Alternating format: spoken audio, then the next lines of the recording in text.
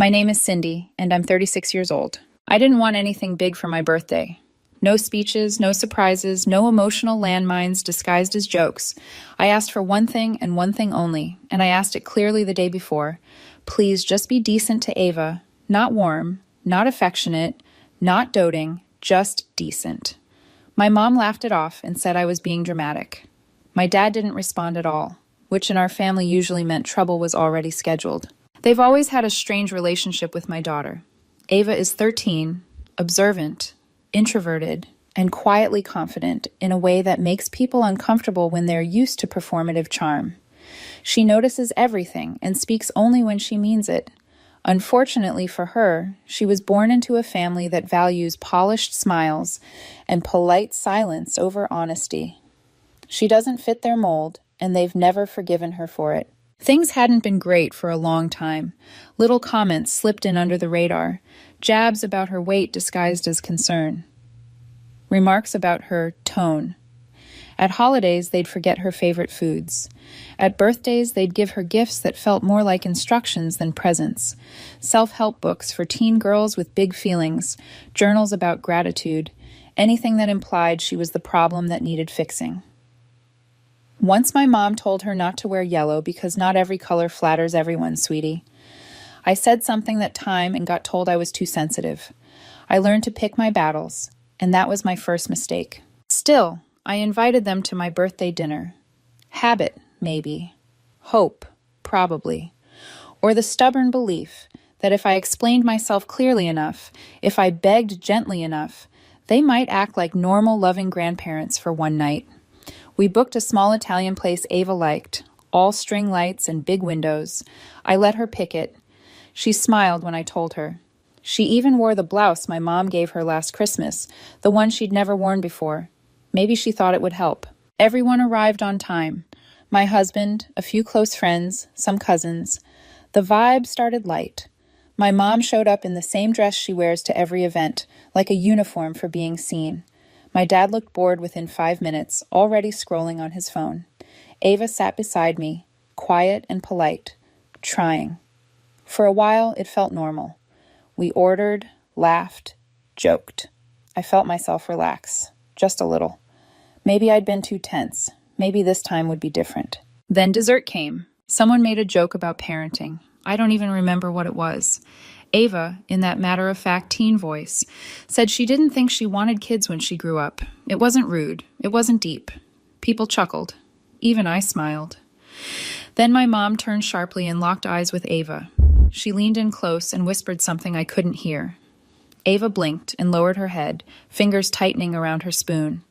I leaned in and asked what was said.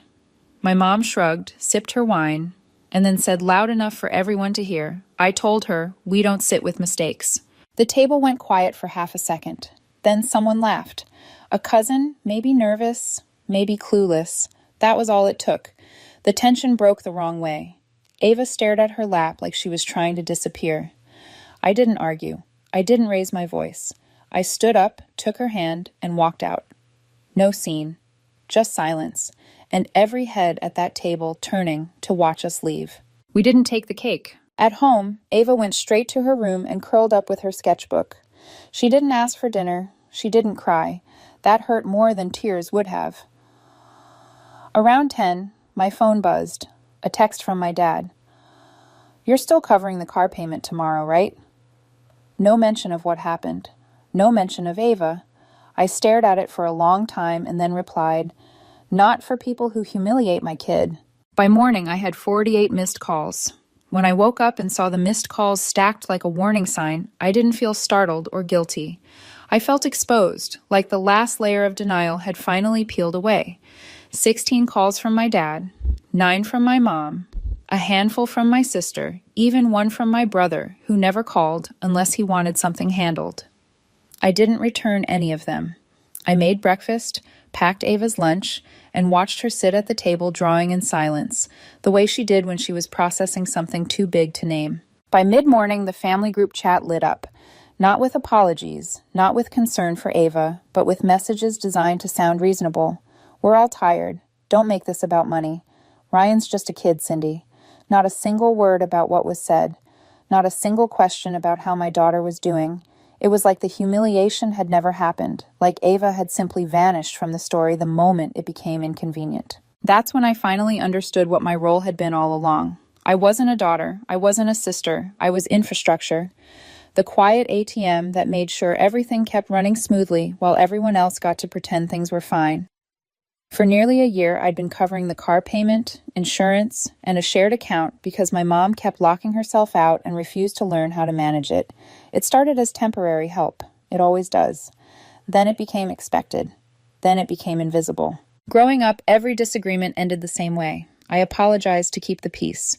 I smoothed things over so no one had to sit with discomfort. I didn't even realize I'd been trained that way until I stopped. When my mom finally called that afternoon, her voice was calm, almost gentle. She didn't ask how Ava was. She said she noticed the payment hadn't gone through and wanted to make sure it was a mistake. I told her it wasn't. She paused and said, "But that's your father's car." I said, "And that's my daughter you humiliated." The silence that followed felt heavier than any argument we'd ever had. Then she asked the question that made everything click. "So what are we supposed to do now?" No apology, no accountability, just logistics. They hadn't gotten used to my help. They believed they were entitled to it. By Thursday, the automated emails started. Past due notices, polite reminders that would soon turn less polite. My dad left 2 voicemails pretending to be calm, asking if I wanted to come over and talk. When I didn't respond, the tone shifted to lectures about respect and family loyalty. Then came the text that sealed it. "You're really going to do this to us over a kid being a little too honest." I didn't reply. It wasn't about one comment. It was about years of watching my daughter be minimized while everyone laughed. When the second payment failed, I removed my name from autopay entirely. They didn't notice right away. They were used to the money just appearing, the problems dissolving before they became visible. My silence was probably assumed to be compliance. On the 5th day, the calls escalated. My dad, my mom, my sister. Then calls from my niece's phone, my aunt's number, even a restricted line. I ignored all of it. I wanted them to know I was choosing not to answer. That night, I took Ava out to dinner. Just us. She brought her sketchbook and drew quietly while we waited. At one point, she showed me a drawing of a waiter carrying 3 trays and said she was practicing people now, not just animals. I asked why. She shrugged and said she didn't want to leave anyone out. I swallowed hard and smiled because I knew exactly who had always been left out. When we got home, I started undoing everything. Accounts, passwords, shared calendars, the gas card I'd given my dad because he hated apps. I didn't announce it. It just stopped. They thought I was punishing them. I was protecting my child and myself. They still didn't understand. Not yet.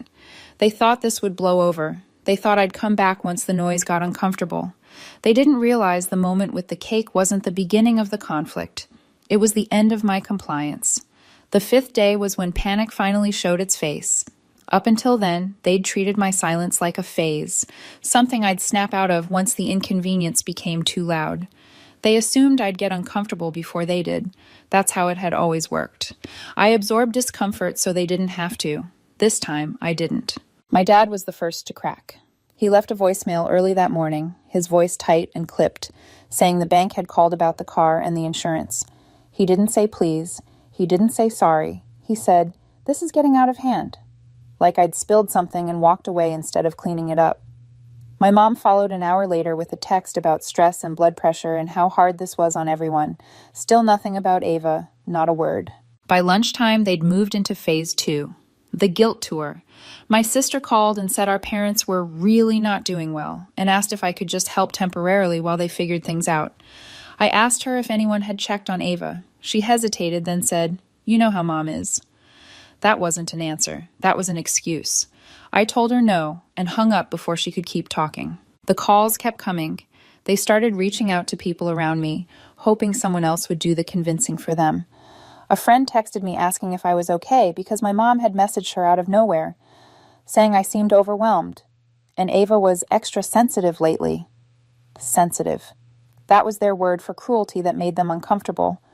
I didn't correct the story. I didn't defend myself. For the first time in my life, I let them sit with the narrative they'd created without rushing in to fix it. Then they went around me. I didn't know at first. I was folding laundry that evening when Ava knocked on my bedroom door. She looked calm in a way that made my stomach drop. She said, "Grandma called me." The air left my lungs. I asked what she said. Ava told me my mom said she missed her, that families forgive each other, that she didn't mean to hurt her feelings. Then she asked if Ava wanted to come over next weekend. Ava said she told her she had homework. She'd blocked the number afterward on her own. I sat on the bed beside her, heart pounding, realizing they'd crossed the one line I couldn't unsee. They couldn't reach me, so they reached for my child. They framed it as love, as reconciliation, as if I was the obstacle, the one standing between Ava and her grandparents. That night, my mom texted me like nothing had happened. I talked to Ava. She's clearly not as upset as you think. Maybe it's time you stop projecting your issues onto her. That was it. I didn't argue. I didn't explain. I didn't negotiate. I cut every remaining financial tie that night. Closed the shared checking account they still used just in case. Canceled the pharmacy portal I managed for my mom's prescriptions. Changed the locks. Removed the spare key from under the fake rock in the garden. I told Ava the truth, that they'd been calling and trying to get to me through her, that she didn't owe them access or forgiveness just because they were related. She listened quietly and then said something that broke my heart and healed it at the same time. "I used to feel bad for them," she said. "I don't anymore."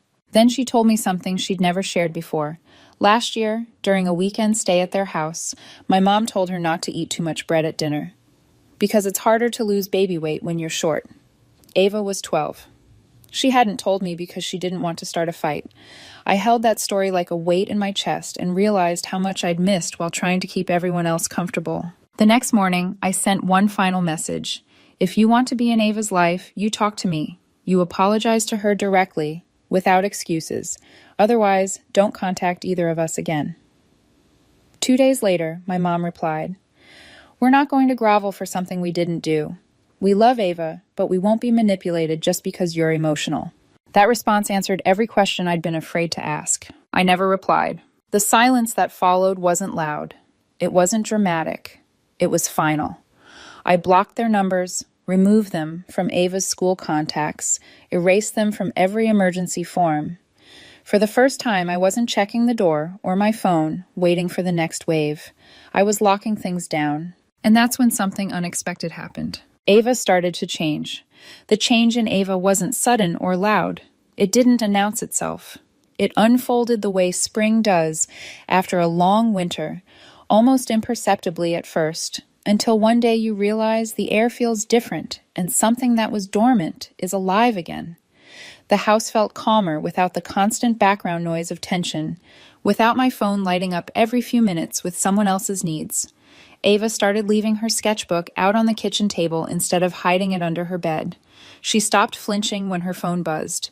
She laughed more easily, with her whole face, not the guarded half-smile she'd perfected around my family. I hadn't realized how much energy she'd spent bracing herself until she didn't have to anymore. One afternoon, while I was cleaning up, I found a drawing she'd left behind. It was simple but deliberate. Me and her sitting on a park bench, sharing a slice of cake, both of us smiling. In the background was a long table filled with people who had no faces, just outlines.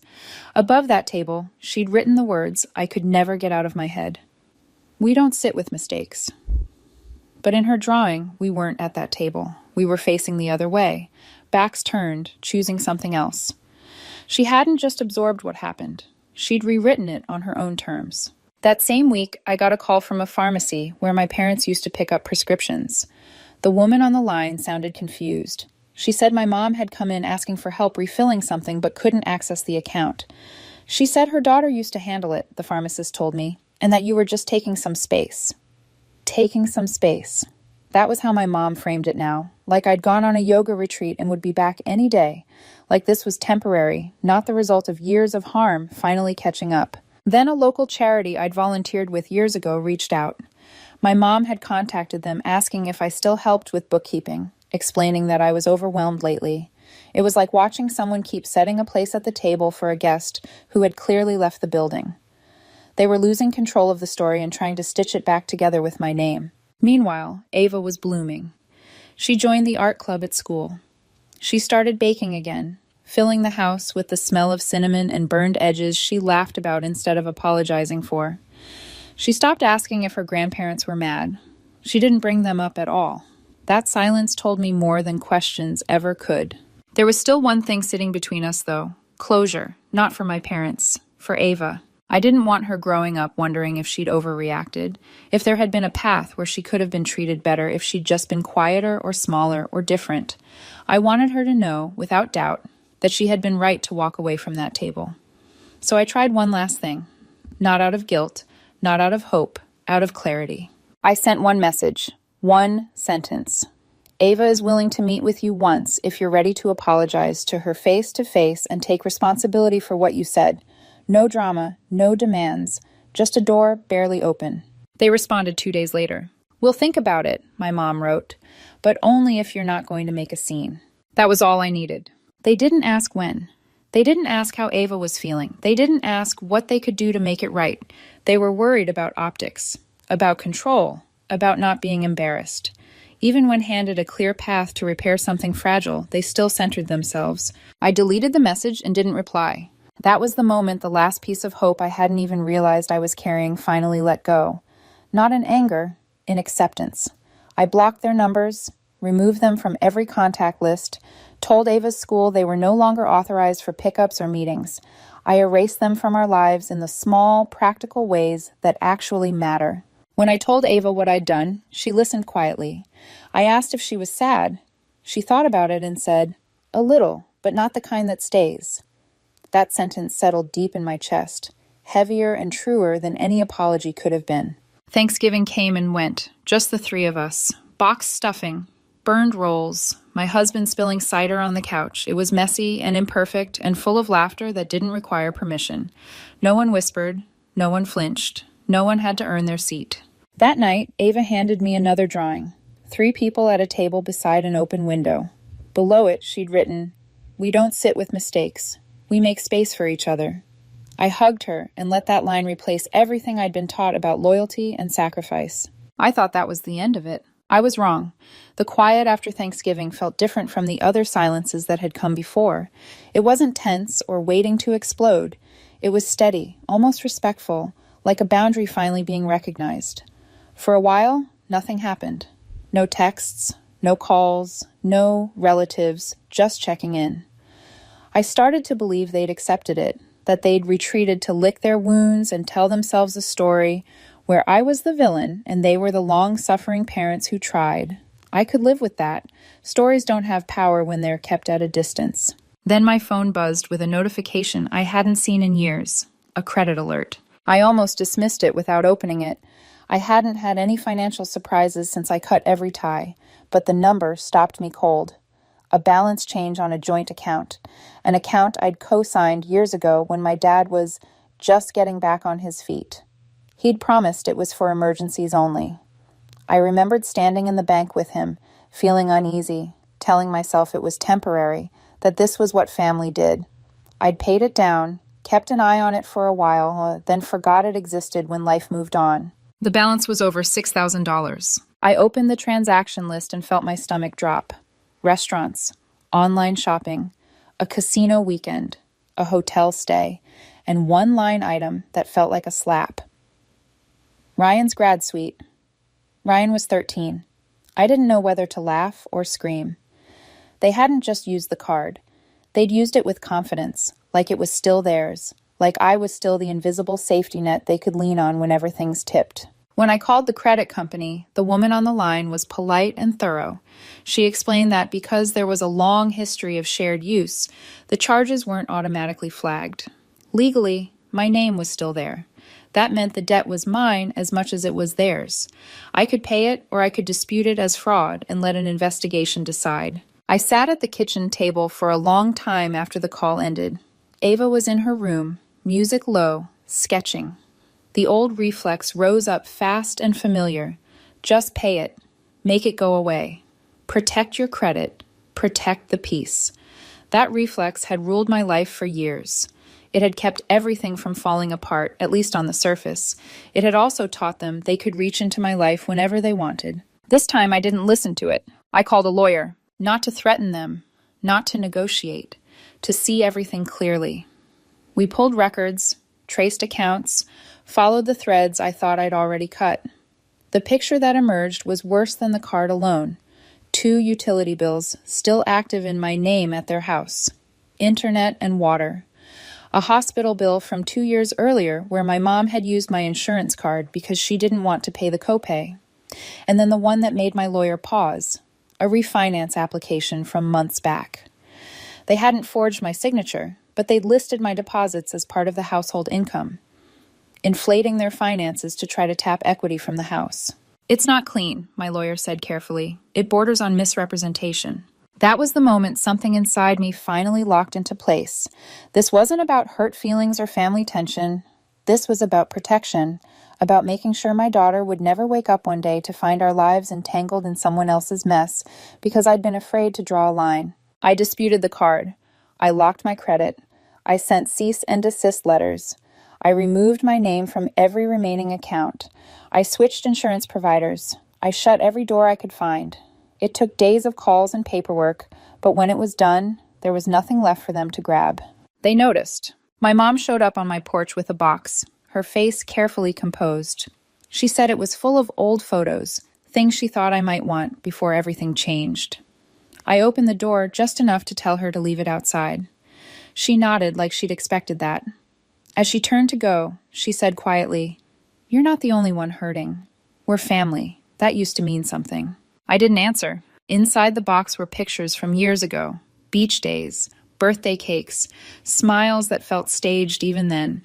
And tucked between 2 frames was a letter in my dad's handwriting.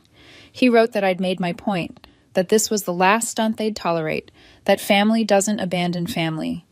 He wrote that I'd walked away, not them. The last line sat heavy on the page. "You'll come back. They always do." I sat on the floor with that letter in my hands and realized how certain he was that I'd eventually bend, that I'd snap back into place like I always had. He didn't know that I wasn't bending anymore. 2 days later, another alert came through. A GPS ping from an app I'd forgotten was still active. The car. The old Honda I'd given them when their van died, still registered and insured under my name. The location showed it 20 minutes south behind a small repair shop. I called the tow company. They hadn't moved it, which meant my dad had taken it. I didn't call him. I didn't text. I went straight to the police. The car was recovered within a day. My dad avoided charges because it was returned without damage, but the warning was formal and documented. The messages that followed were frantic.